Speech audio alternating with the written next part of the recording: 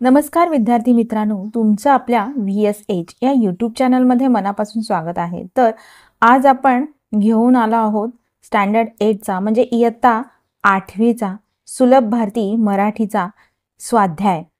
तर आज आपल्या स्वाध्यायाचा धडा क्रमांक आहे 4। याचं नाव आहे आपण सारे एक। तर आता याचा स्वाध्यायाचा आपण बघूया, चला तर मग। तर प्रश्न पहिला आहे, एका शब्दात उत्तरे लिहा। तर पहिला प्रश्न आहे, माणसाच्या सौंदर्यात भर घालणारे। तर आता याचं उत्तर काय असेल बरं? तर याचं उत्तर आहे नयन कुमार। दुसरा आहे, माणसाच्या जीवन व्यवहारात मदत करणारी। तर याचं उत्तर काय असेल बरं? तर कर्णिका। कर्णिका याचं उत्तर असणार आहे। प्रश्न क्रमांक ई आहे, वास घेण्याचे जास्तीत जास्त काम करणारी। तर याचं उत्तर आहे नासिका। प्रश्न ई आहे, जीवाताई यांना संपात सामील करून घेणारे। तर याचं उत्तर काय असणार आहे? तर दंतराज। प्रश्न क्रमांक उ आहे, सर्वांनी ज्याच्याकडे तक्रार केली ते। तर याचं उत्तर आहे मेंदूराजे। आणि उ आहे, अजिबात काम न करण्याचा आरोप असणारे पोटोबा। याचं उत्तर आहे पोटोबा। प्रश्न क्रमांक 2, आकृती पूर्ण करा। तर इथे एक आकृती दिली आहे। तर यामध्ये जीवाताईची कामे आणि 2 रिकामे चौकोन आपल्याला दिलेले आहेत। तर इथे रिकामे चौकोन आता आपल्याला भरायचे आहेत। तर याचं उत्तर काय येणार? तर जीवाताईची कामे कोणती? तर गोड बोलणे आणि नाना तऱ्हेच्या पदार्थांची चव चाखणे। म्हणजे हे आपल्या जिभेचं काम आहे, म्हणजे जीवाताईचं काम आहे। आता प्रश्न क्रमांक आ आहे, पदकुमार आणि हस्तराजांचा निश्चय। तर इथे सुद्धा 2 चौकोन आपल्याला रिकामे दिले आहेत आणि त्यामध्ये आपल्याला उत्तर लिहायचं आहे। तर याचं उत्तर काय येणार बरं? तर स्वयंपाकघरात न जाण्याचा आणि दुसरा आहे घास न उचलण्याचा, हे याचं उत्तर असणार आहे। प्रश्न क्रमांक ई आहे, जीवाताईची तक्रार। तर इथेही 2 रिकामे चौकोन दिले आहेत आणि आपल्याला त्यामध्ये उत्तर लिहायचं आहे। तर पहिल्या चौकोनात काय येणार बरं? जीवाताईची म्हणजे जिभेची काय तक्रार असणार आहे? तर एक म्हणजे दरवेळी पोटोबा म्हणेल तेवढेच खायचं, आणि दुसरा आहे आवडलेला पदार्थ जास्त खाल्ला की पोटोबाचे गुरगुरणं सुरू।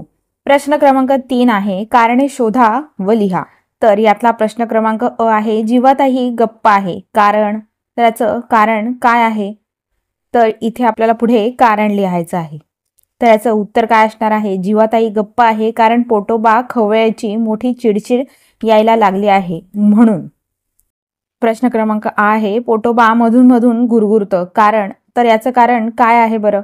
तर त्याला गुरगुरण्याची सवय आहे, हे याचं कारण आहे। आता पुढील प्रश्न आहे, खेळूया शब्दांशी। त्यातला प्रश्न क्रमांक अ आहे, खालील वाक्यात योग्य विरामचिन्हे घाला।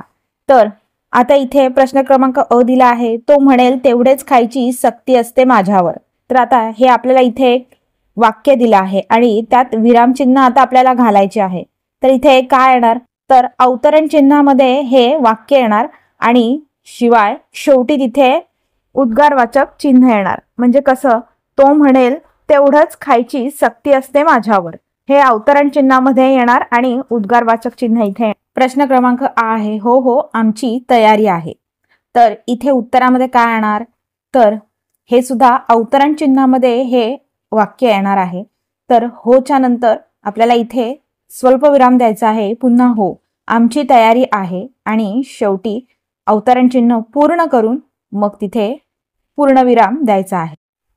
प्रश्न क्रमांक आ आहे, वर्गीकरण करून तक्ता पूर्ण करा।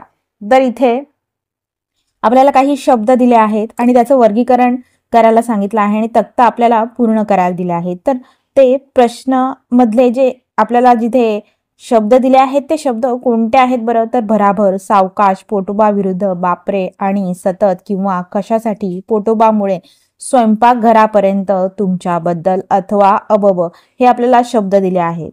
तर आता उत्तरामध्ये काय करायचं आहे? तर इथे आपल्याला क्रिया विशेषण अव्यय, शब्दयोगी अव्यय, उभयान्वयी अव्यय, केवल प्रयोगी अव्यय असे इकडे आपल्याला हे दिले आहे आणि प्रत्येकाच्या खाली जे जे शब्द येतात ते आपल्याला कोणता शब्द इथे बसतोय हे आपल्याला पाहायचं आहे।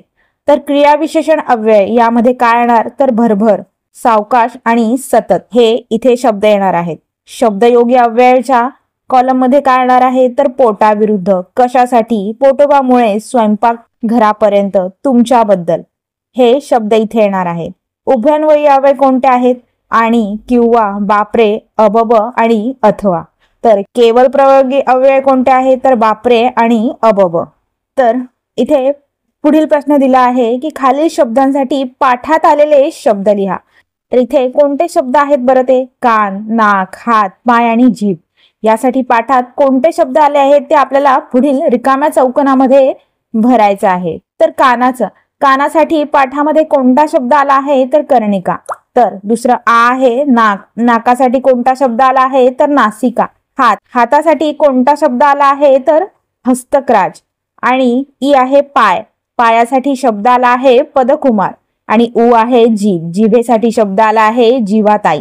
तर विद्यार्थी मित्रांनो, इथे आपण सगळ्या प्रश्नांची उत्तरे पाहिलेली आहेत. जर तुम्हाला काही क्वेरीज असतील तर मला कमेंट बॉक्समध्ये नक्की कळवा. आणि जर हा व्हिडिओ तुम्हाला आवडला असेल तर चॅनेलला लाईक, शेअर आणि सबस्क्राईब करायला मात्र विसरू नका. तोपर्यंत धन्यवाद.